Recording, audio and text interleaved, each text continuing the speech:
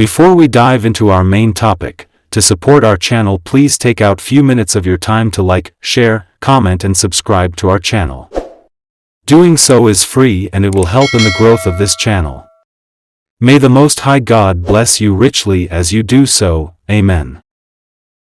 You've probably heard plenty about why friendships are so important, particularly if you don't have many friends yourself. Maybe well-meaning loved ones regularly encourage you to break out of your shell and meet new people. Their concern might lead you to wonder whether you're missing out or prompt some self-consciousness about not having friends. Or maybe you worry others judge you or assume you can't make friends. Yet just as every story has two sides, there's more than one way to look at a solitary life. It really comes down to what you want. Sure, healthy friendships are good for your physical and mental health. People need at least a little human contact in order to thrive, and true isolation can take a toll on your overall well-being. If you're not totally isolated though, and your lack of friends doesn't trouble you, it can be perfectly fine to be satisfied with your own company. Being alone doesn't automatically translate to feelings of loneliness, and it isn't necessarily a problem in need of fixing. The next time you start to feel bad about not being a social butterfly, keep the following in mind. Solitude can promote creativity. According to research from 2017, people who spend time alone due to unsociability tend to report higher levels of creativity. Unsociability isn't a negative thing.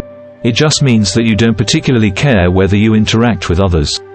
You might already recognize that alone time boosts your imagination and allows creativity to flourish.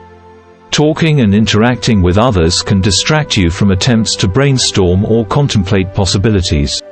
That's not to say the words of others don't have value. Time with friends can be enjoyable. All the same, there's nothing wrong with aspiring to greater self-awareness. If you write, draw, make music, or engage in other creative activities, you probably need plenty of time to sort through ideas and pursue sources of inspiration in order to develop your work. Solitude allows you to tune out chatter and other background noise and heighten your awareness of your own thoughts. Solitude can help you see things differently.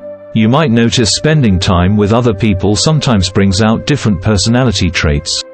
Even if you aren't entirely conscious of these changes, your words, actions, or mood might subtly shift to reflect the behavior of those around you. With a loud outgoing friend, you might find yourself similarly energized. After a day with your sister, you might come home to find you've picked up her habit of dropping sarcastic remarks. Mirroring isn't a bad thing. It's a pro-social behavior that helps people bond. Yet simply being in the presence of others can somewhat alter your experiences, even your self-awareness. Instead of focusing on your own perspective, you might consider what they're thinking or feeling, or perhaps adjust your own behavior to make them more comfortable. These concerns can disconnect you from what you think and feel, making it harder to stay fully present in a given moment. Being alone grants you the freedom to stay fully present with your true self and experience things as you truly see them. Having fewer friends, in turn, may sometimes allow you to be more in tune with yourself. Forced friendships benefit no one. Feeling pressured to make friends with people who don't have much interest in your needs won't do you any good. Forced casual friendships can provide some social contact in the form of an occasional lunch or coffee break, but they don't offer much else. And often, they can just leave you feeling drained and slightly annoyed. For example, at work, you talk with coworkers occasionally, but feel no need to make friends. You spend your lunch break reading or listening to music. One day, your boss calls you in and says, "I hate to see you always sitting alone. Why don't you try talking to people during lunch? Everyone will think you don't like them. You don't actively dislike anyone, but you don't enjoy small talk and prefer to avoid sharing personal details at work. But your boss seems to be insisting, so you make an effort to be more social. The result is that you start feeling anxious as lunchtime approaches, and dread the break instead of looking forward to an hour of peace. Losing that time to recharge makes you feel more stressed at work and irritable at home. Before long, you start to resent your boss and coworkers, and dislike a job you previously felt very satisfied with.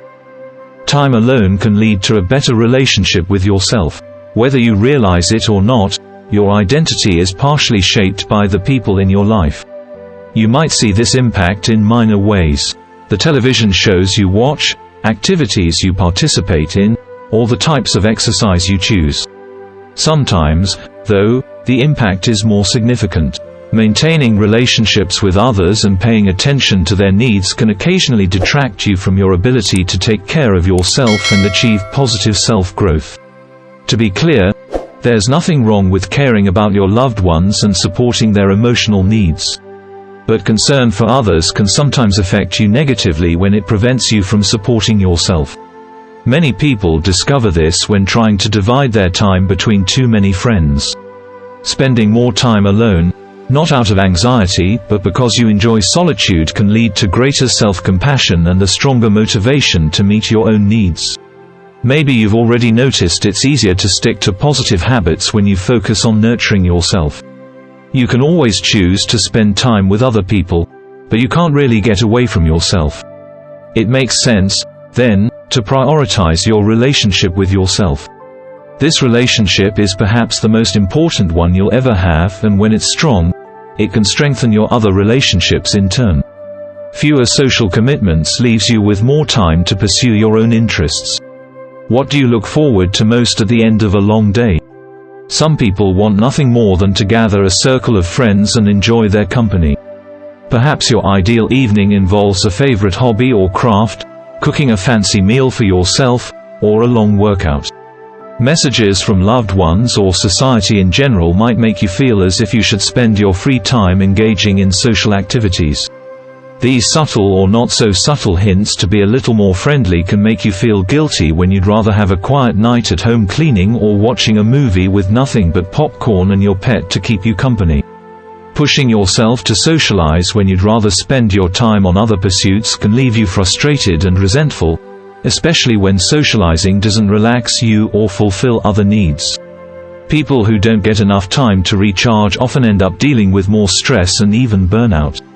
Spending time alone not only gives you more time to focus on what you really want to do, it also helps protect you from stress. Companionship needs vary from person to person. While some people need a lot of social time, others don't. If you're more introverted, you probably feel most comfortable with a few close friends. Too much socializing likely drains your energy and leaves you in urgent need of solitude.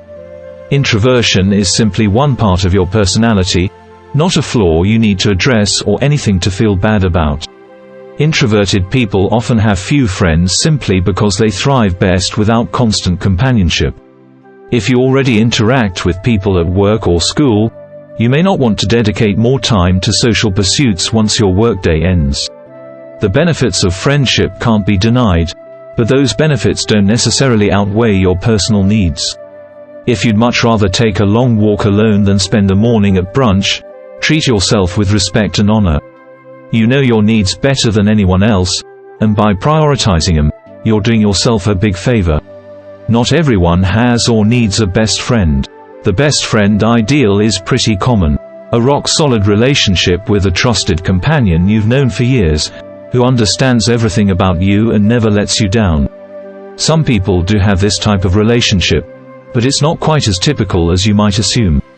Realistically speaking, it's pretty unlikely for one person to meet all of your friendship needs, just as it's not possible for romantic partners to meet each other's needs all the time. Consistently turning to just one person for friendship and emotional support can put you both at a disadvantage when you struggle to fulfill that role. If you do desire more emotional support and companionship, a better goal is to find a few close friends to share your time with. You might turn to one friend when you have something difficult on your mind, when you want to do something adventurous, and for a movie night when you want to enjoy some company without necessarily having to interact. When you truly care about spending time with someone, that's a relationship to cultivate. The bottom line is that at the end of the day, it doesn't really matter how many friends you have. If you don't feel the need to make more friends, trust your instincts without letting the opinions of others sway you. That said, loneliness can contribute to mental health symptoms, including anxiety and depression. Getting to know new people isn't always easy, and struggling to make new friends can leave you feeling isolated. Therapy can offer a safe space to cope with feelings of loneliness and get compassionate guidance on strategies for building meaningful connections with others. Dearest friends, thanks for watching. To support our channel, please don't forget to subscribe, like, comment and share this video. As you do so, may the Most High God bless you beyond your imagination. Amen.